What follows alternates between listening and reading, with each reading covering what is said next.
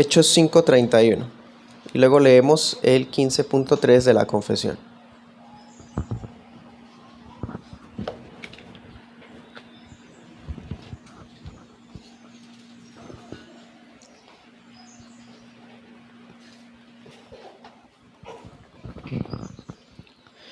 Hechos 5:31.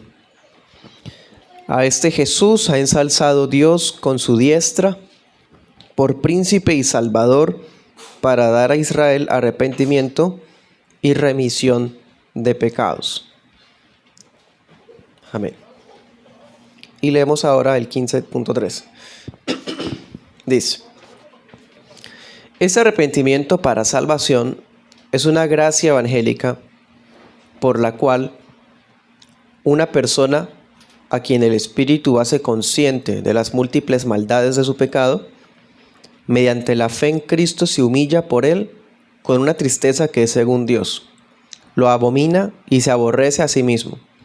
Ora pidiendo el perdón y las fuerzas que proceden de la gracia, con el propósito y empeño, mediante la provisión del Espíritu, de andar delante de Dios para agradarle en todo. Amén. Titulamos esta enseñanza Reconociendo el genuino arrepentimiento.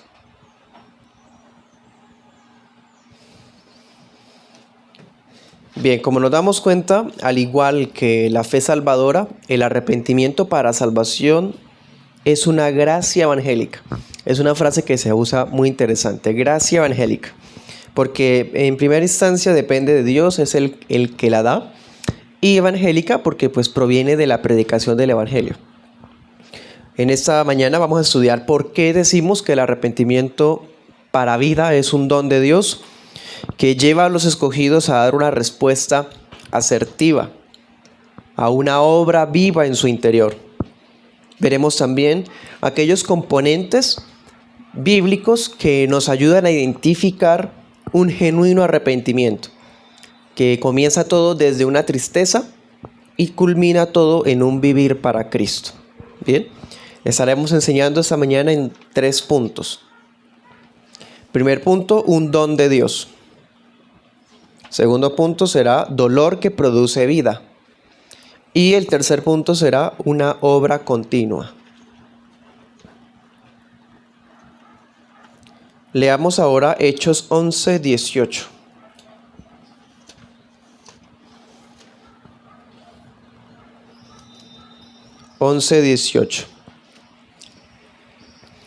Entonces, al oír estas cosas, callaron y glorificaron a Dios, diciendo: de manera que también a los gentiles ha dado Dios arrepentimiento para vida. Amén. Dense cuenta, en los 2 textos que hemos leído, del 5:31 y el 11:18, en ambos se deja ver que el arrepentimiento sí es un don. En el primero que vimos que Jesús, siendo ascendido a la diestra del Padre, le dio a su pueblo arrepentimiento, le dio. Y aquí está diciendo que Dios le dio arrepentimiento para vida a los gentiles. Sí, o sea, es Dios, el Dios Trino, el Padre, el Hijo, por supuesto también el Espíritu Santo, quienes son los dadores del arrepentimiento. Así que sí podemos decir que el arrepentimiento es un don que el Dios Trino concede a sus escogidos cuando estos escuchan con fe salvadora a la predicación del Evangelio de la Gracia. Anoten este otro, 2 Timoteo 2:25. Y si comparamos los 3 versículos, vemos que el arrepentimiento va antes del perdón de pecados. Es el medio por el que Dios da vida eterna y que es necesario para tener un conocimiento real de la verdad. Esa es la grandísima importancia que tiene el arrepentimiento. Es 2 Timoteo 2:25. También bastante diciente de que sí, el arrepentimiento es un don que da Dios. Pero bueno, esto no significa que la fe vaya antes que el arrepentimiento. Al contrario, nos deja ver que hay una unidad entre ambos. Siempre se les ve juntos. Y cuando no aparece textualmente juntos, se implica que está ahí o la fe o el arrepentimiento. O sea, no hay manera de precisar un orden cronológico entre ambas realidades espirituales. Hay creyentes que pueden decir yo creí y después me arrepentí. Otros dicen no, yo me arrepentí primero y después creí. No hay manera de precisarlo, porque en últimas va a dar lo mismo, en el sentido de que la fe y el arrepentimiento son un solo don salvador que da Dios en la regeneración y que funciona como una catapulta, como un estímulo, como un comienzo para la obra de la conversión, como vimos hace poco. Recordemos más textos, Hechos 20:21, son varios pasajes, estemos atentos. 20:21 dice: testificando a judíos y a gentiles del arrepentimiento para con Dios y de la fe en nuestro Señor Jesucristo. ¿Sí? Ahí vemos nuevamente los dos jugando un papel primordial. Ahí vemos los dos jugando un papel unido entre ambos, ocasionando la salvación de las almas. Entonces es primordial no solo que el escogido crea en Cristo como su Salvador, sino que también suceda una obra viva en su ser entero que lo convenza de su propia situación. ¿Se acuerdan de Juan 16:8? Dice que el Espíritu Santo iba a venir para convencer al mundo de pecado, de justicia y de juicio. Esa obra de convencimiento es precisamente lo que estamos hablando. Al escuchar la predicación del Evangelio, la persona cree y a la vez se arrepiente, ¿sí? Es decir, en su vida comienza una obra dada por Dios. Primero, ser convencido, hacerse radicalmente consciente de la grandeza del pecado, de su propia indignidad personal. Y así lo podemos ver desde el Antiguo Testamento. En el Salmo 51 vemos un salmista diciendo: ten piedad de mí, he pecado contra ti. Y los primeros versículos muestran ese reconocimiento profundo de su propia realidad. Primera de Juan 1:8. ¿Se acuerdan que si alguno hubiere pecado y si confesamos nuestros pecados, Él es fiel y justo? ¿Sí? Siempre hay un reconocimiento de su propia situación antes. Bueno, esa obra la hace el Espíritu Santo en la predicación del Evangelio. Después de que la persona es consciente de sí misma, de su propia situación, ¿qué hace? ¿Cuál es la primera reacción? Abre su boca para confesar sus pecados.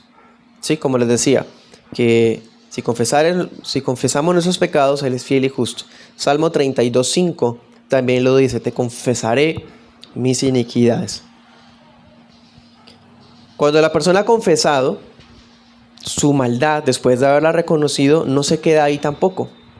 Hay otras cosas que hace, porque como su arrepentimiento es real, en él surge la necesidad y el deseo de arreglar las cosas, de restituirlas.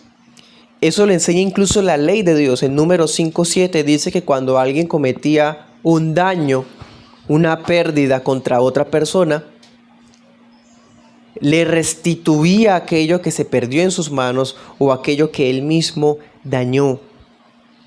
En ese mismo sentido, Ezequiel 33:15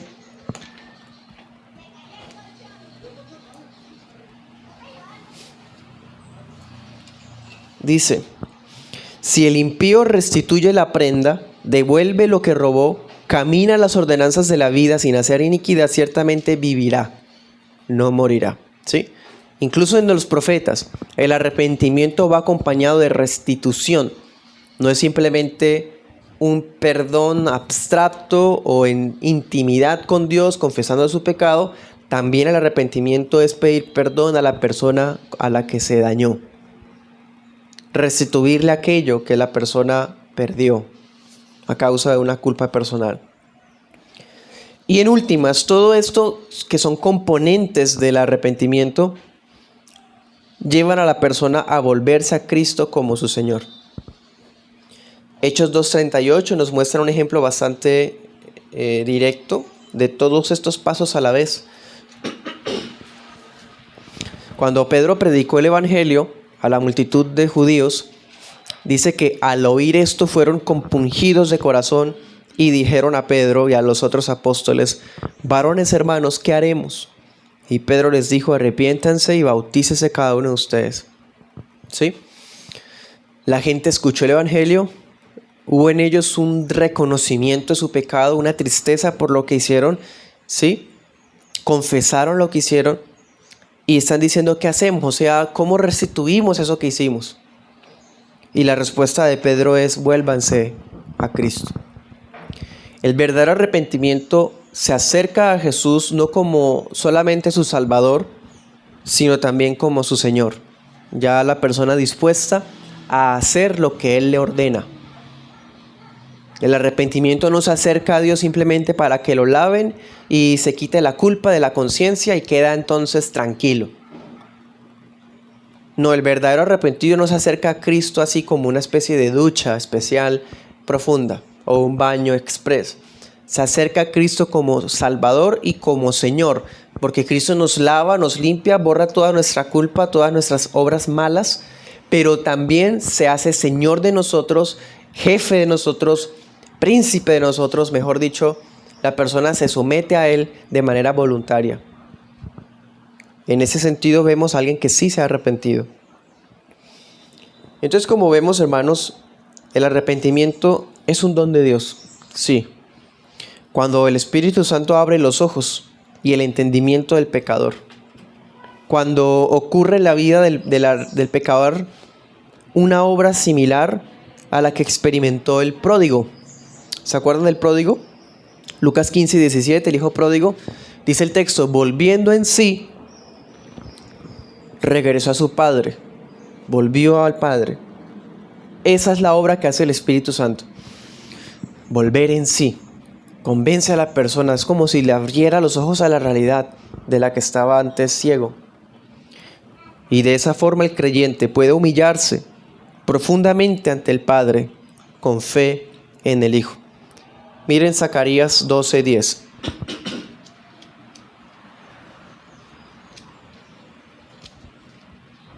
A propósito de la obra de convencimiento que hace el Espíritu Santo, también había sido esto profetizado en Zacarías 12:10. Dice: derramaré sobre la casa de David y sobre los moradores de Jerusalén espíritu de gracia y de oración, y mirarán a mí, a quien traspasaron, y harán llanto sobre él como llanto sobre unigénito, afligiéndose sobre él como quien se aflige sobre primogénito. ¿Sí? El espíritu de gracia, cuando el Espíritu Santo viniera, los moradores de Jerusalén, la iglesia de Dios, los escogidos, experimentarían un profundo dolor por su pecado que los llevaría a volverse sus malos caminos en nombre del unigénito, de Cristo Jesús. Desde el Antiguo Testamento ya esto estaba profetizado y estaba incluido. El arrepentimiento genuino produce vida espiritual entonces únicamente en virtud de la unión con Cristo. Hagamos de cuenta de todo lo que hemos mencionado del arrepentimiento en este primer punto. Y pensemos que la persona vive todos estos paso a paso, pero no tiene a Cristo. Ahí no hay vida. Alguien que reconozca lo que hizo, que cuenta lo que sucedió, que restituye lo que dañó, que no vuelve a cometer lo mismo, pero no tiene a Cristo. No tiene vida. Es un arrepentimiento falso realmente. El arrepentimiento sí tiene todos estos paso a paso que estamos mencionando, que son respuestas voluntarias que uno hace, pero tienen que estar en Cristo. Como decíamos la semana pasada, un arrepentimiento sin fe no es nada. No es nada. Fuera de Cristo, ninguna obra produce vida, ni siquiera el arrepentimiento. O sea, el arrepentimiento para vida, para salvación, no salva en sí mismo, sino que es una oportunidad para recibir perdón de pecados solamente en virtud de la unión con Cristo. Si el arrepentido está unido a Cristo, entonces su arrepentimiento sí es un arrepentimiento vivo, genuino. Si no, no es nada absolutamente. Vamos al segundo punto: dolor que produce vida. Segunda de Corintios 7:10 al 11. Es probable que hoy me tome el espacio de las preguntas y respuestas, no como lo habíamos planeado inicialmente, porque es un tema extenso. 2 Corintios 7:10.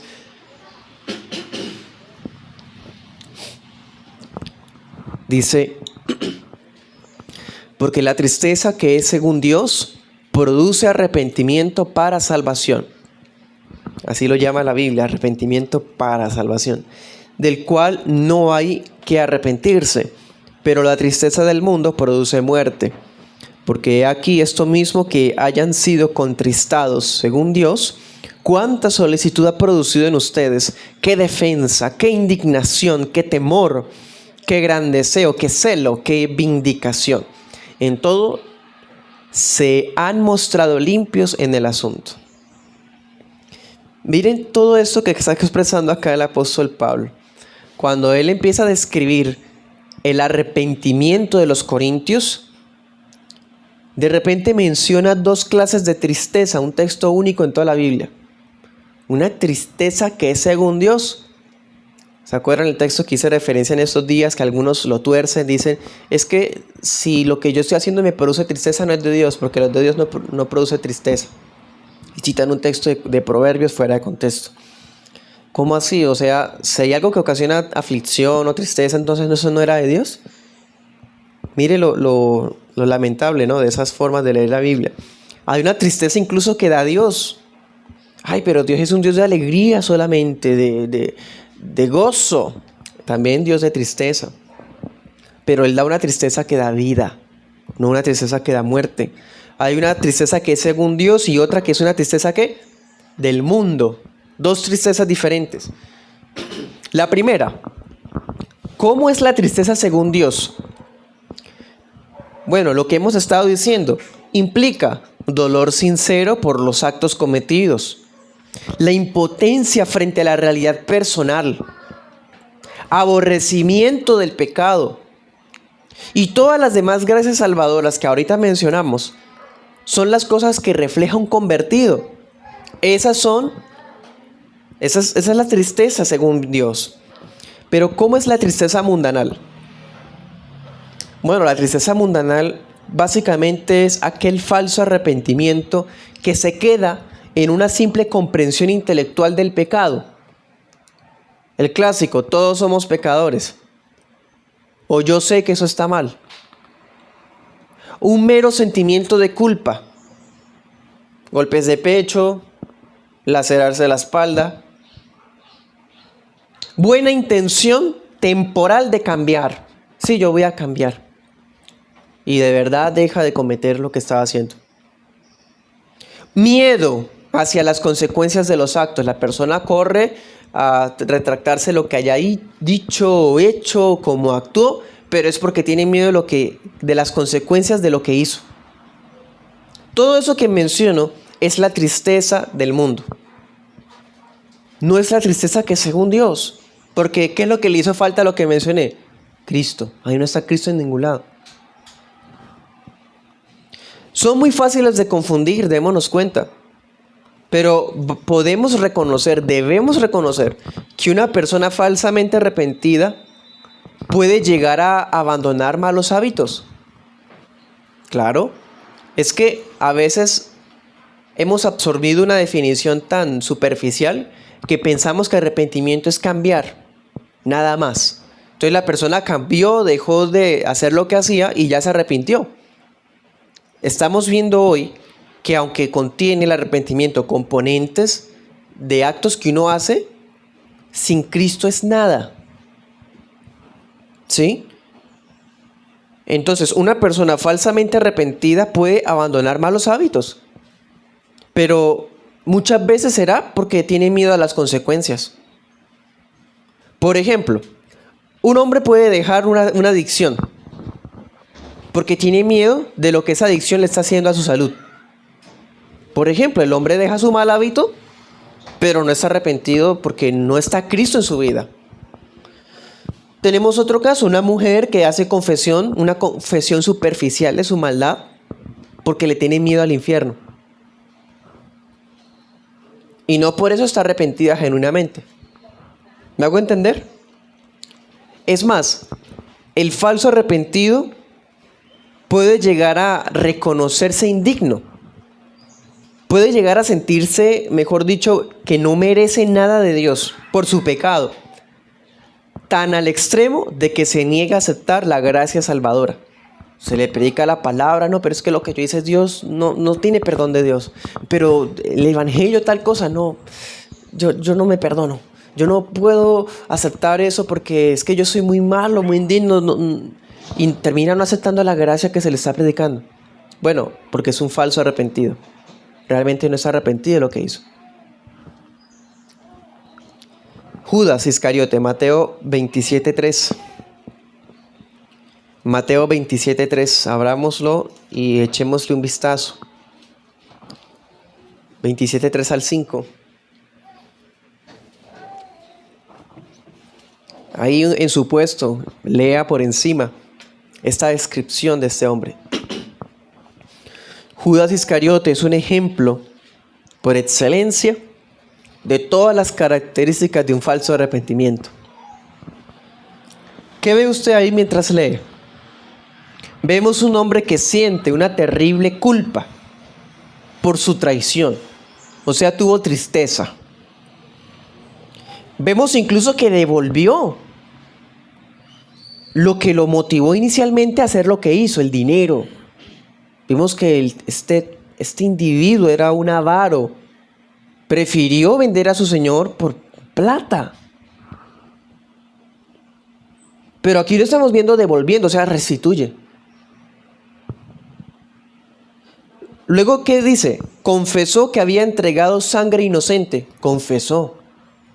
O sea, si fuéramos superficiales en nuestra definición de arrepentimiento, llegaríamos a la conclusión de algunos ineptos e ignorantes del Evangelio. Judas se arrepintió, fue salvo. Pero el arrepentimiento para salvación y para vida no es nada de eso.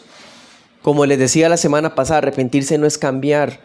Arrepentirse no es abandonar hábitos externos o incluso formas de hablar. Mejor dicho, el arrepentimiento es más allá.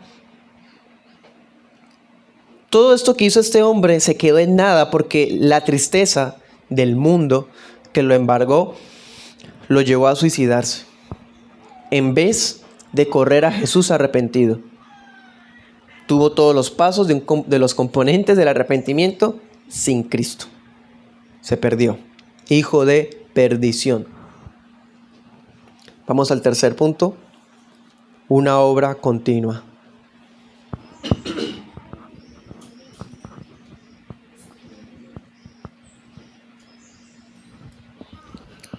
Ezequiel 18:30.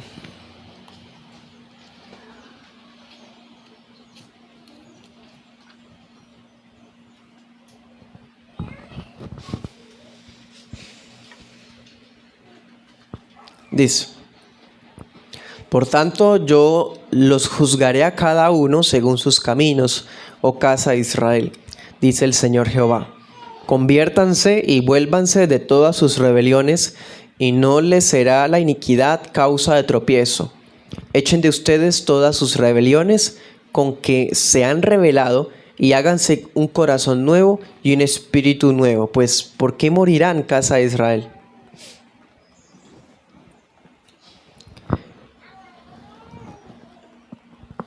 El genuino arrepentimiento, como vimos, siente dolor, siente temor, conlleva confesar el pecado, conlleva apartarse del pecado, pero es más que eso. Es una transformación desde el interior, dice Ezequiel, un corazón nuevo, un espíritu nuevo, un convertidos. Tesalonicenses 1:9. Es lo que le pasó a los tesalonicenses. Es un volverse de los ídolos para servir al Dios vivo y verdadero.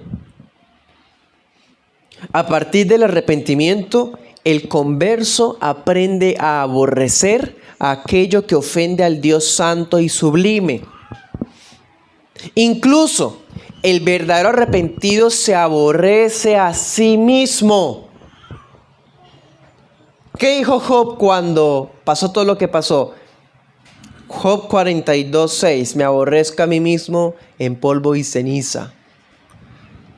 ¿Qué dice Pablo en Romanos 7:24? Miserable de mí.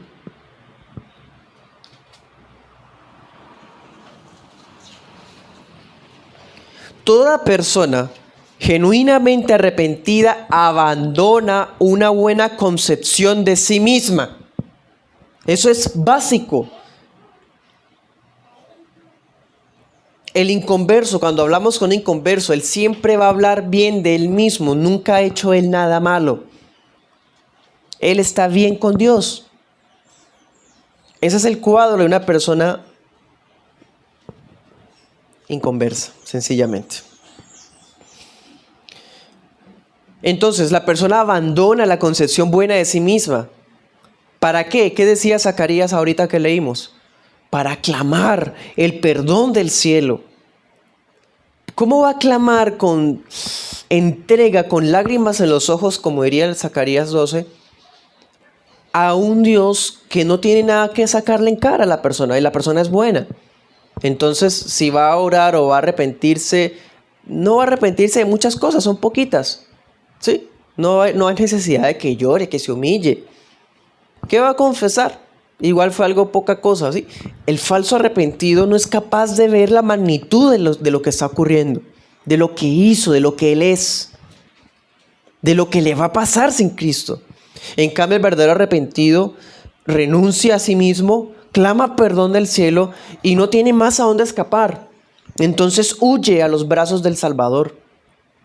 Y cuando llega a los brazos del Salvador no lo hace porque solamente le tiene miedo al infierno o le tiene miedo a que Dios lo va a castigar con las consecuencias en esta vida. Él va a los brazos de Cristo y no le importa lo que venga. Él acepta las consecuencias que la providencia le traiga, que la disciplina de Dios le traiga, porque a él no le importa nada de eso. Él quiere arrepentirse, ¿verdad? Y él va a Cristo a aferrarse a él. Lo demás, que Dios le dé fuerzas.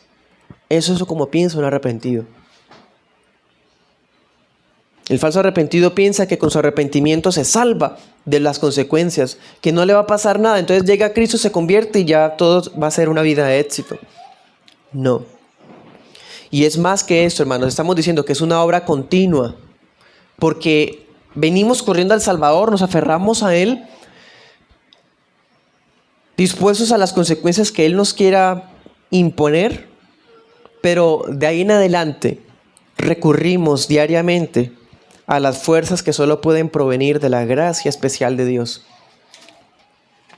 para llevar una vida íntegra, agradable a Él de todo corazón. Eso es vivir para Cristo. ¿Se dan cuenta cómo fue el paso a paso? Hubo una tristeza y ahorita estamos acá en el vivir para Cristo. El arrepentido vive para Cristo.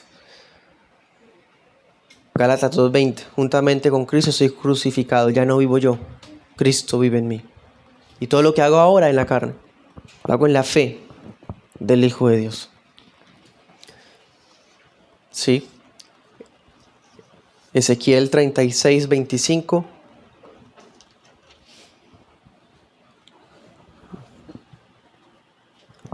Luego 31:32, anótenlo. De esta manera, tal como vimos que la fe es un don que puede crecer, el arrepentimiento también. Porque si hacemos de cuenta que esas son las dos caras de una misma moneda, que la fe y el arrepentimiento salvadores es un solo don salvador que viene en la regeneración, entonces si la fe crece, el arrepentimiento también. ¿Cómo es eso? Claro, el arrepentimiento también sigue su curso de desarrollo. Somos más sensibles cuando pecamos. Somos más prontos para volver a Dios cuando fallamos.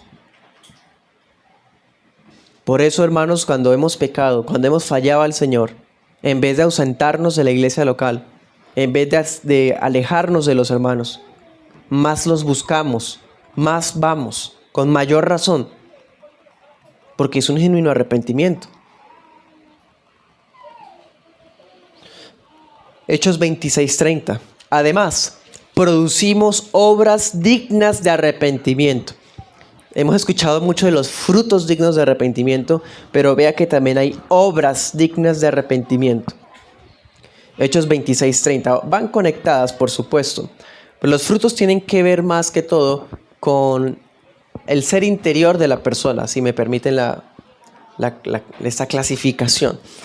Pero las obras dignas de arrepentimiento son las consecuencias externas del arrepentimiento en la persona. Cito a Waldron, abro comillas. En primer lugar, el fruto consiste en buenas obras de servicio a Dios. En segundo lugar, este fruto es la evidencia de que el arrepentimiento es genuino, no falso o superficial. En tercer lugar, el fruto del arrepentimiento no debe ser confundido con el arrepentimiento mismo, así como el fruto no debe confundirse con la raíz. El arrepentimiento es un asunto del corazón. El fruto, al menos en parte, es algo que hacen las manos. Cierro comillas. Les tengo dos conclusiones. Vamos a Lucas 24:47.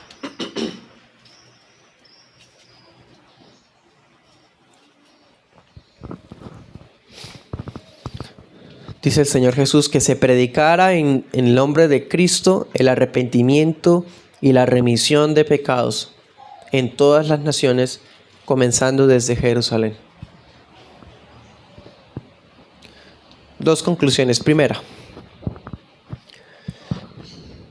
en definitiva, el genuino arrepentimiento lleva en sí mismo el reconocimiento de que fue la gracia de Dios la que actuó en nuestra vida.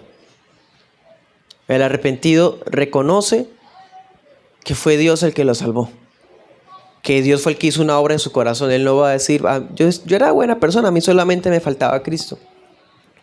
El arrepentido no va a hablar así, minimizar su propia culpa, o que él fue, como es tan buena persona y tan inteligente, que fue el que tomó la decisión de arrepentirse. No, el verdadero arrepentido reconoce que fue la gracia de Dios la que actuó, porque sin ella ni siquiera hubiera reconocido su pecado, ni tampoco hubiese aceptado la misericordia de Dios. El arrepentido no solamente se reconoce malvado ante Dios, reconoce cuán misericordioso es Él. En cambio, el falso arrepentido que vimos, reconoce y hace todo esto, pero no acepta la gracia de Dios. Segunda conclusión. Si las gentes del mundo entendieran que el arrepentimiento no es una capacidad innata del hombre, que el arrepentimiento no es un destello moral de su propia voluntad, sabrían que es mentira cada vez que alguien afirma que se arrepentirá después. Sabrían que es mentira que uno puede arrepentirse cuando uno quiera. El arrepentimiento depende de Dios. Absolutamente. Así que esta situación, en vez de dejarnos pasivos, saber que el arrepentimiento es un don que depende de Dios, que proviene de Dios, que subsiste y se nutre de Dios, será una poderosa motivación para que sigamos orando por los que vemos tan endurecidos. Porque si dijéramos, es que yo digo que se arrepienta, pero nada que se arrepiente, estamos olvidando que eso no depende de nadie, sino de la misericordia de Dios. Si depende de Dios, tenemos motivaciones para seguir evangelizando. Porque en cualquier momento Dios puede dar ese don. Así la persona ahorita no quiera o no quiera aceptarlo, lo hace para después. Seguiremos haciéndolo y no perdemos la esperanza porque no depende de esa persona. Si dependiera de esa persona, hermanos, perdemos el tiempo. Pero como sabemos que no, por eso entonces tenemos que seguir predicando y que sea Dios el que dé toda buena dádiva del cielo. Cito a Pink, abro comillas. El arrepentimiento es una responsabilidad evangélica y ningún predicador merece ser considerado siervo de Dios si guarda silencio sobre el tema. Cierro comillas.